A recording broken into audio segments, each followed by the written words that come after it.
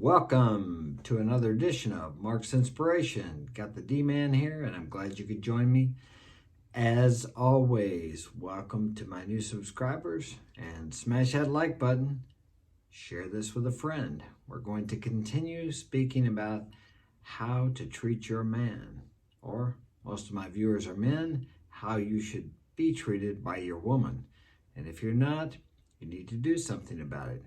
Because if she doesn't respect you, the clock is ticking until she leaves you or finds someone else or cheats on you or just keeps you around as a beta provider, as they say.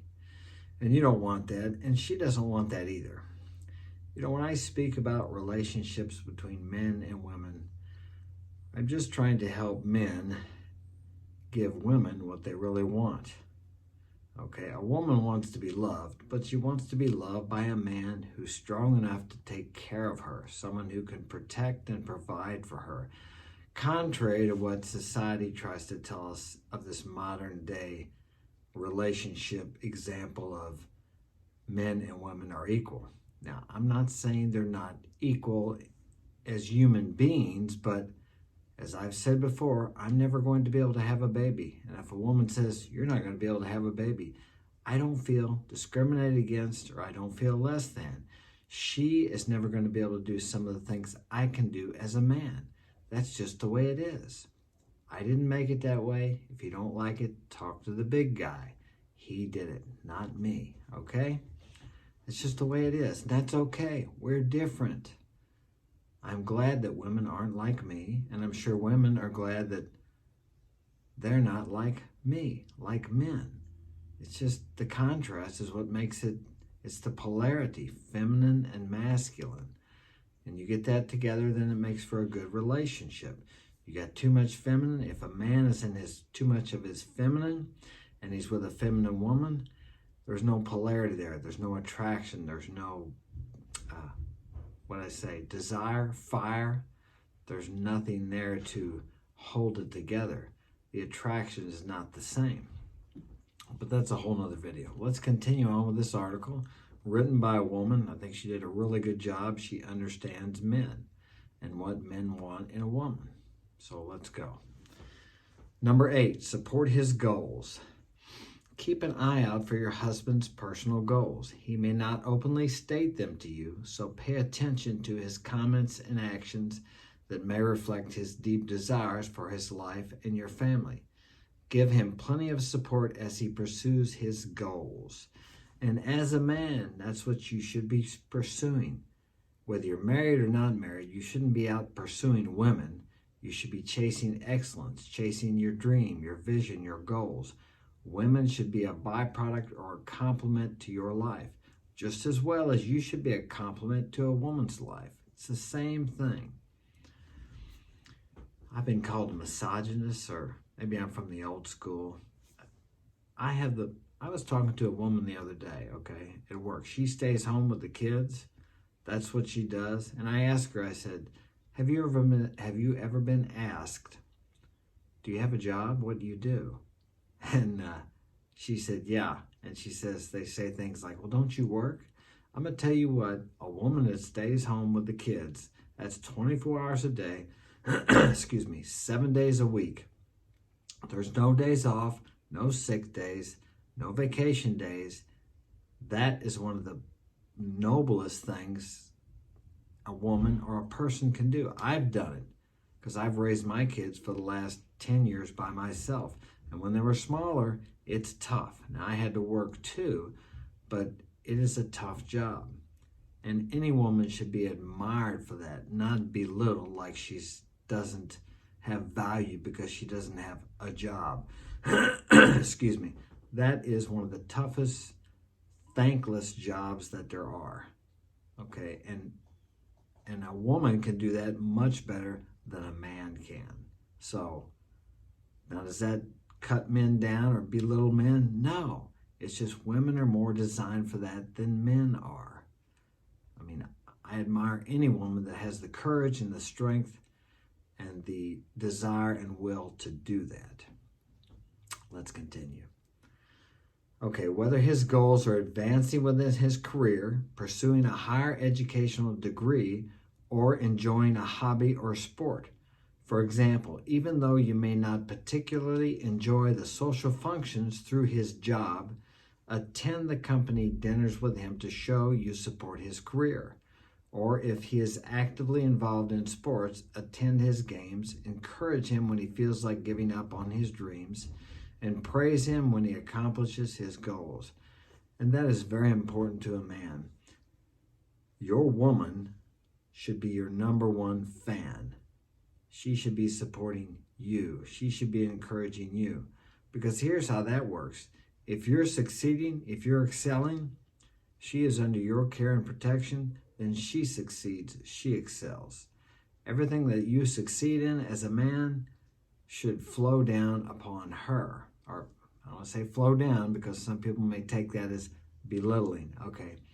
Should shower upon her as well as yourself. Anything you get, any recognition, any praise, any financial success will improve her life and your children's life if you have any.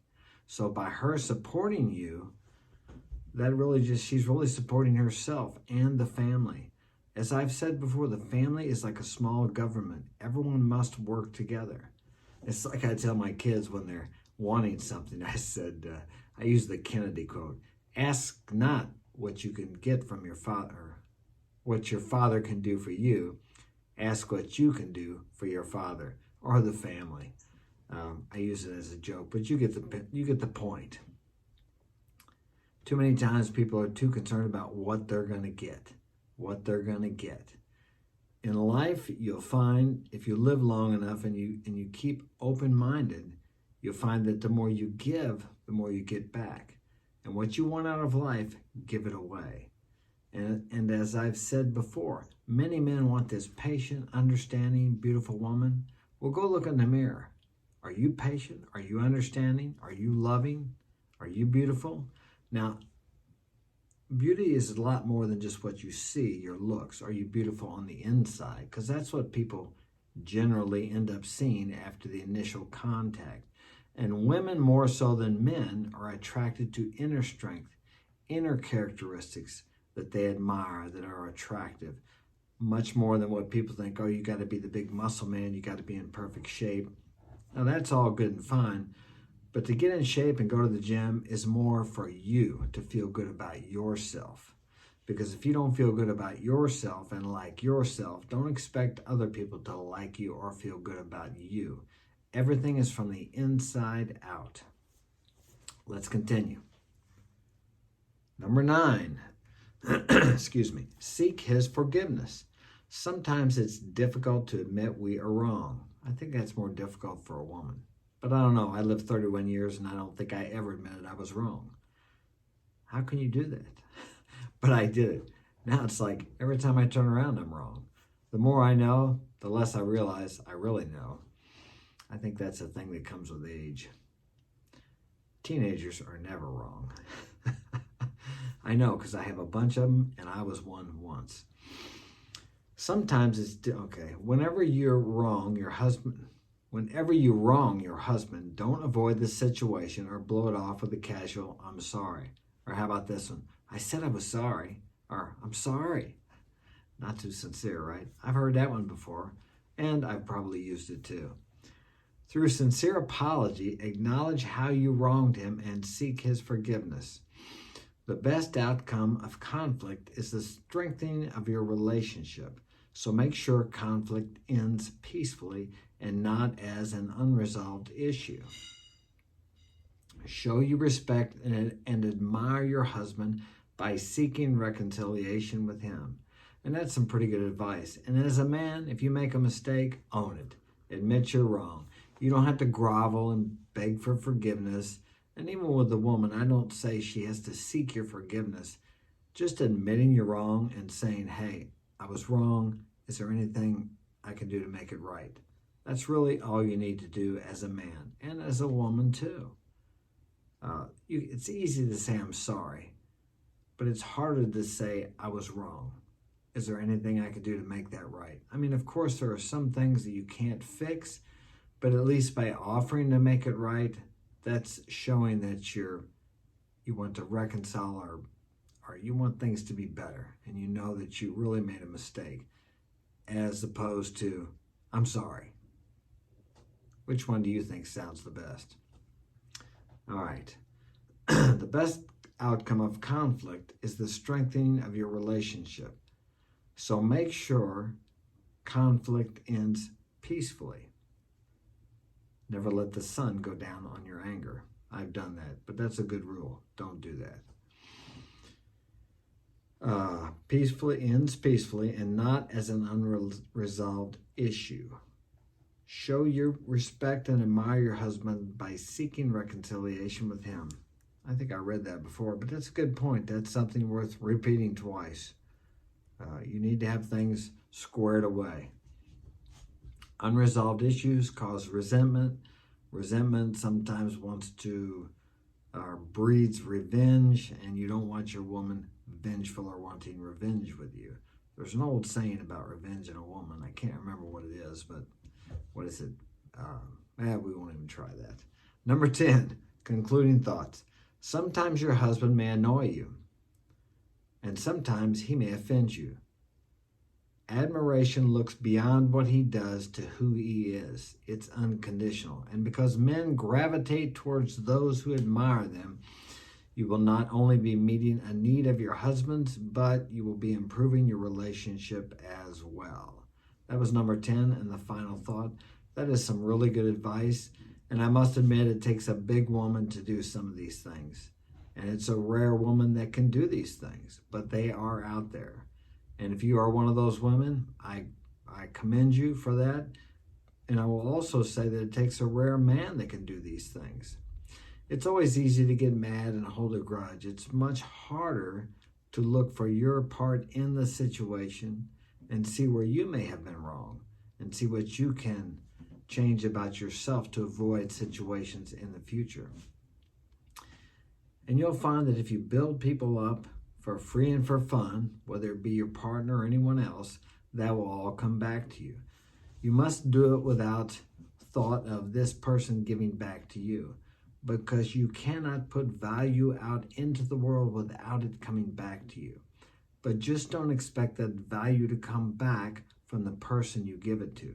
Now, that's very difficult in a LTR, long-term relationship, because you definitely need to watch and see how your partner is treating you. If you're respecting her, is she respecting you? These things are important. You have to evaluate her level of desire for you. Is she reciprocating? Because you don't want to be the one giving and giving, and then she never returns that.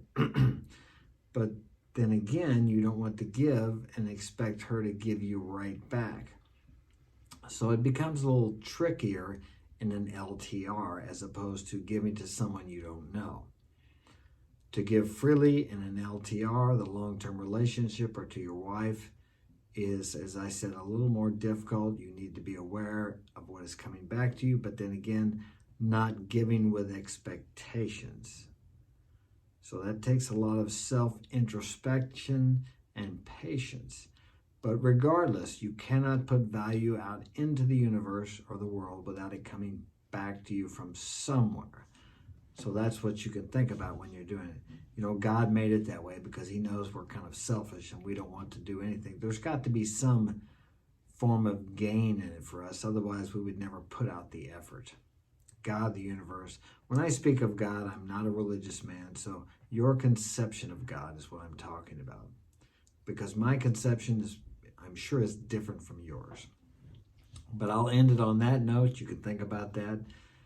Share this with a friend. Smash that like button. Thanks for joining me, and we will see you tomorrow.